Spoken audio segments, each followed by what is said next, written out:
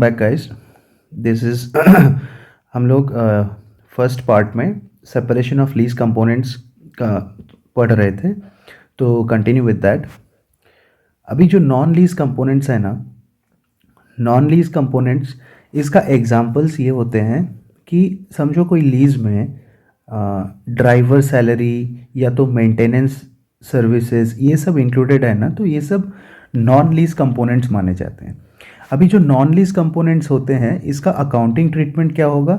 Charged as an expense in P&L account as an when they are incurred, right. तो इसको ROU asset में, इसको ROU में नहीं दिखाएंगे, इसको हम लोग प्रॉफिट और लॉस में ही बुक करेंगे।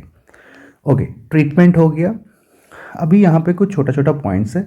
अ non lease component must derive some benefits to the lessee. यहाँ पे ऊपर भी हम लोग ने देखा है ना, ये फर्स्ट कंडीशन है, customer gets benefit from the usage of both components. अभी दो एग्जांपल है, property tax, insurance are not non lease components and not to be separated. ये ओनर्स एक्सपेंसेस होते हैं। जो लेसर है ना, ये लेसर्स का एक्सपेंसेस है and which expenses are borne by the lessee. तो यहाँ पे लेसी को कुछ बेनिफिट्स डिराइव नहीं होता है and this is the reason these are not a non lease component. अभी जो ये जो क्लासिफिकेशन है, this is a matter of accounting policy. If an entity decides that it does not want to separate non-lease components and lease components, it can do so and show as a composite lease asset. तो ये यहाँ पे एक practical expedient है। This is a practical, अभी practical expedient का मतलब क्या होता है? There is an option with the lessee. Lessee as per the para 15 of India, para वैरा इंपॉर्टेंट नहीं है तुम लोगों का, बस इतना याद रखो कि लेसी के पास एक चॉइस और ऑप्शन होता है। देखो, Ind AS 116 gives the choice to an entity to allocate the lease rent only on the basis of standalone selling price of lease components, and Lesi चाहे तो इग्नोर कर सकता है नॉन लीज कंपोनेंट्स को, both in the numerator and denominator. अगर question remaining silent, देखो question remaining silent assume non lease components are separated. अगर question में इंफॉर्मेशन नहीं दिया है कि वो प्रैक्टिकल एक्सपीडियंट लिया है कि नहीं लिया, तो हम लोग हमेशा ये एज्यूम करेंगे that entity has not opted for the relaxation and lease components and non lease components are to be separated based on their stand alone. ये जो सेपरेशन होगा at their stand alone selling price, right.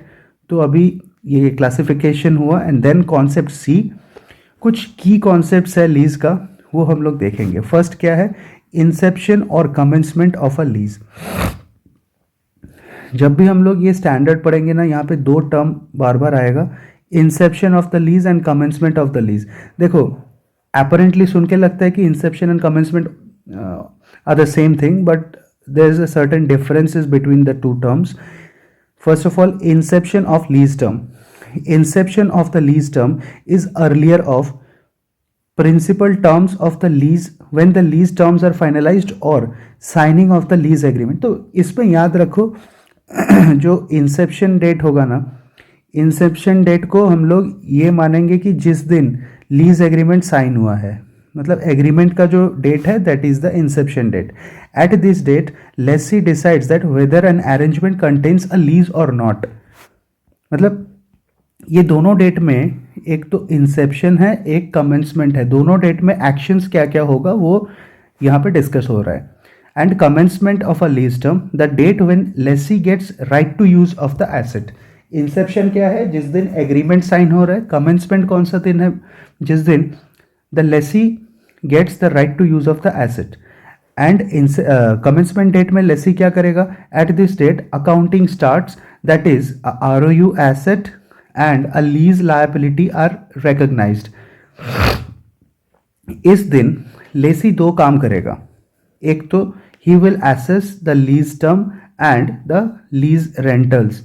अभी जो lease rental वो future में पे करेगा ना, उसका ही प्रेजेंट वैल्यू में वो रिकग्नाइज करेगा लीज लायबिलिटी को। तो इस दिन एक जर्नल एंट्री पास होता है।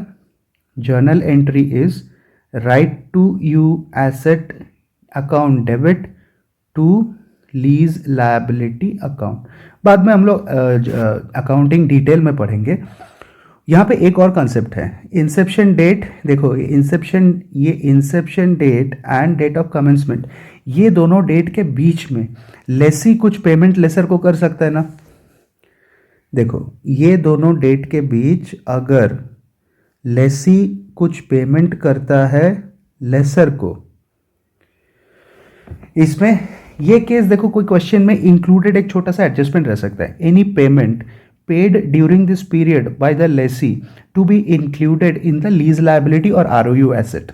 मतलब ये दोनों डेट के बीच में लेसी अगर कुछ पेमेंट दे रहा है उसको भी हम लोग लीज रेंटल में इंक्लूड करेंगे, उसको भी हम लोग जो लीज का जो इनिशियल रिकग्निशन है ना, that is lease liability and ROU asset, ये जो पार्ट है इसमें हम लोग वो पेमेंट को भी इंक्लूड कर देंगे। Okay, next important concept is lease term. देखो अभी फर्स्ट इसमें पहला है लीज। कभी कभी ऐसा हो सकता है कि lease agreement having termination option in agreement. अभी फर्स्ट केस है option is with the lessee, second case है option is with the lessor, third case is both party have the right to terminate. Okay, जब first case देखते हैं, जब option is with the lessee, lessee is reasonably certain to terminate. अब ये अगर case number 1 है that the lessee is reasonably certain to terminate, in that case we will take a shorter lease term. ठीक है, तो समझो lease का original यहाँ पे कैसा होगा, लीज का ओरिजिनल टर्म है 10 इयर्स।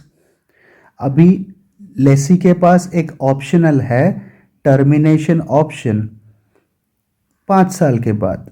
अगर lessee is reasonably certain then we will take 5 years the shorter lease term at the inception. ये सब कब देखेंगे, देखो ये जो लीज टर्म डिसाइड हो रहा है ना, ये सब हम लोग देखेंगे एट कमेंसमेंट डेट। ये बड़ा ही इंपॉर्टेंट है टू सॉल्व द सम्स, क्योंकि हम लोग ये सारा चीज़ मेजर करेंगे at commencement date, right. Okay, and case number B where the lessee is reasonably certain where the lessee is reasonably certain that the termination option will not be exercised, in that case we will take the total lease term, that is the original term, that is 10 years। ये case में हम लोग क्या करेंगे, 10 साल का ही lease term मान के चलेंगे। सेकेंड केस है where the termination option is with the lesser। जहाँ पे लेसर के पास ऑप्शन रहेगा ना, वो केस में हम लोग हमेशा टोटल लीज टर्म प्रेफर करेंगे। जो भी ओरिजिनल लीज टर्म है दैट इज, ये केस में हम लोग 10 इयर्स का लीज टर्म ही मान के चलेंगे।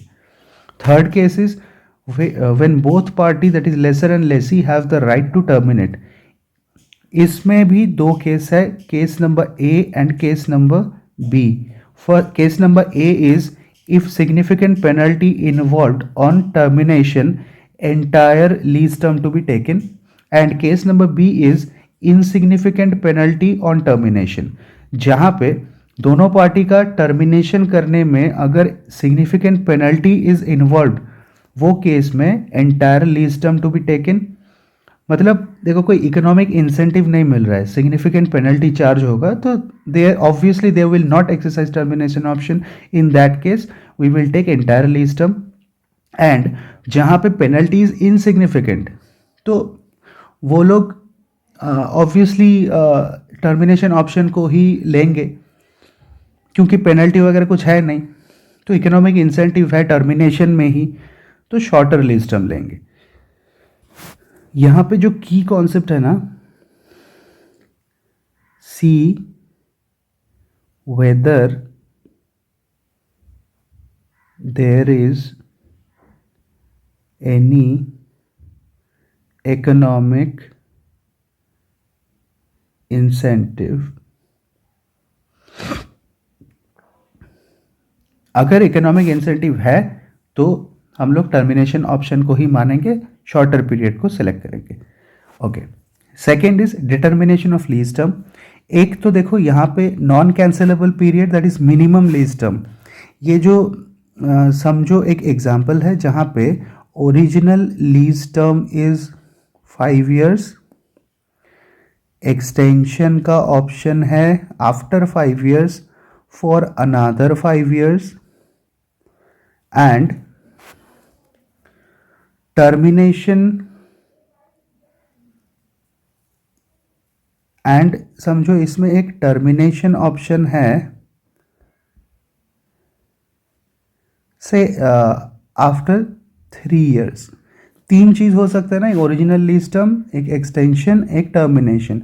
तो जो ओरिजिनल लीज टर्म है that is called as non cancellable period. Non cancellable period ये तो आएगा ही आएगा, plus extension period if the lessee is reasonably certain to exercise the extension option, तो एक्सटेंशन ऑप्शन भी उसमें ऐड हो जाएगा। And third is period covered by an option to terminate if the lessee is reasonably certain not to exercise the option. तो जहाँ पे termination option select नहीं करेगा ना, वहाँ पे वो पीरियड भी इंक्लूड कर लेंगे। सो ये सारा चीज़ हम लोग कब असेस करेंगे? Assessed on commencement date. See whether there, यही की पॉइंट है, see whether there is an economic incentive, there is an economic incentive to the lessee for extension और नॉट टू टर्मिनेट। तो अकॉर्डिंगली हम लोग चेक करेंगे, lease term commencement date में decide करेंगे। Third is reassessment of lease term. कुछ कुछ cases में जो लीज टर्म है हम लोग उसको रीअसेस कर देंगे, मतलब कुछ कुछ स्पेशल केसेस आएंगे जहाँ पे हम लोग को लीज टर्म रीअसेस करना पड़ता है if there is a significant event और a significant change within the control of lessee. अभी ये सिग्निफिकेंट चेंजेस क्या क्या हो सकता है? सिग्निफिकेंट लीज होल्ड इम्प्रूवमेंट्स, समझो लेसी ने कुछ इम्प्रूवमेंट कर दिया